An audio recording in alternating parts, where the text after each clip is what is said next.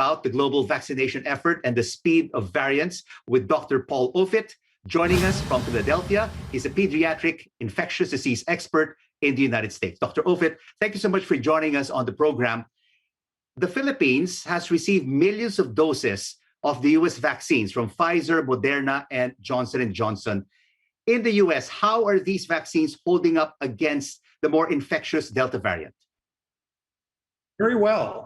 The goal of the vaccine is to prevent serious infection, meaning the goal of the vaccine is to keep you out of the hospital, keep you out of the intensive care unit, and keep you out of the morgue. That's the goal of the vaccine. And so far, these vaccines, all three of those vaccines, Moderna's, Pfizer's, and Johnson & Johnson's, is holding up very well in protection against serious disease. There's some erosion in protection against asymptomatic infection or mildly symptomatic infection, but that's okay. That's what you would expect actually with these kinds of vaccines, but you need them to protect against serious disease for a longer period of time. And all that requires is immunological memory, which should be relatively long-lived. So doctor, they're holding up against the Delta variant. Is there still a need for a booster shot? Because Pfizer and Johnson & Johnson are putting forward one.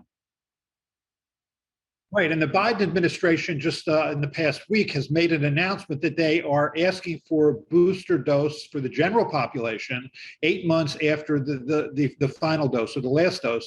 I don't understand on what basis that recommendation was made. What's going to happen is this coming Monday and Tuesday, August 30th and 31st, the CDC will be discussing whether or not there really is a need for a booster dose, given that protection does appear to be holding up against serious disease with the Delta variant. You know, Dr. Offit, many Filipinos have been inoculated here in the country with China's Sinovac, which is an inactivated vaccine, and the efficacy rate is between 50 to 70%. And there have been reports that those immunized have very low antibody counts. Is there a case here for a booster shot? Again, I need to see all the data. But again, you know, the most important thing is to protect against serious disease. And at least when the vaccine was originally studied, the overall protection rate was around 78% with better protection against serious illness. That's what you care about. So if protection against serious illness is only 60% or 70%, then it makes sense to get a booster dose. But I suspect that protection against serious disease is much better than that. As you would expect, I mean, there are advantages to using a whole inactivated virus, as Sinopharm and Sinovac have done. And the Delta variant, Dr. Offit, has impacted the Philippines. We were just reporting earlier, infection rates today are at more than 16,000 and active cases are at 132,000. And just last week, the health department in the country detected the first case of the Lambda variant. What more do you know about this variant of interest? Right, not much. I think, you know, the Lambda variant, which was originally identified in Peru, is now starting to spread more across the world. And I think we'll learn in time. But I think we can take some solace in the fact that the first three variants, meaning the first variant that left China, the D614G variant, the second variant, the Alpha variant, and now the third variant, the Delta variant, are all susceptible to vaccine-induced immunity in terms of protection against serious disease.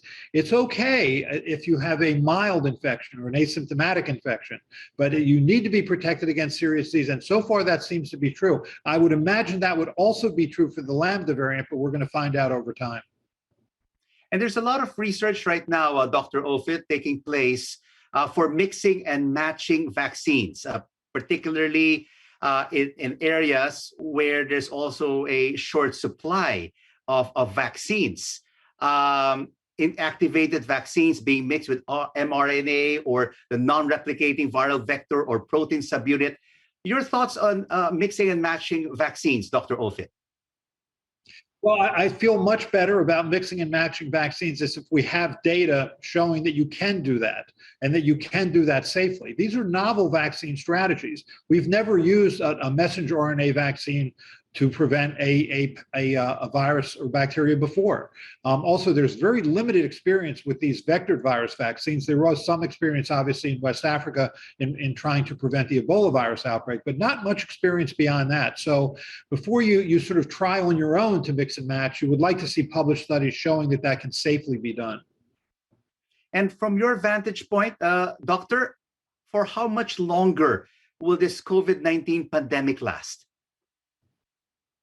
You should probably never make predictions about this pandemic because you're always going to be wrong. But what I would say is it's solely dependent on our ability to vaccinate the public. I think we're going to need to vaccinate or at least have population immunity in the 90% range. Population immunity defined either as vaccination or natural infection. We need to get up into the 90% range, I think, of people who are now immune to reach that point. And I think certainly in the United States, we still need to vaccinate at least another 60 million people. I know in the Philippines, also, there are many people who remain unvaccinated. And until we get there, until we get vaccines in arms, we're going to be dealing with this virus. And how important is it as well for children to get vaccinated? Because COVID-19 cases in kids have also risen here in the Philippines. So it's very important, especially now in the United States when children are going back to school. You have a confluence of three worrisome events. You have the Delta variant, which is clearly more transmissible. You have winter, where the virus is much more easily spread in cooler and drier climates. And you have a fully susceptible population of children less than 12 because there is no vaccine for that age group, all being together in one place. I mean, that's a recipe for a problem. So I hope we can get a vaccine for children as soon as we can. But, you know, we already have a vaccine available for the 12 to 17-year-old, yet only 30% of parents have given the vaccine to those children. So they're still an under-vaccinated group. And I worry that even if we have a vaccine for younger children, that parents will hesitate to give it. Thank you so much for your insights and for joining us in the final word. Dr. Paul Offit, U.S. pediatric infectious disease expert, joining us from Philadelphia.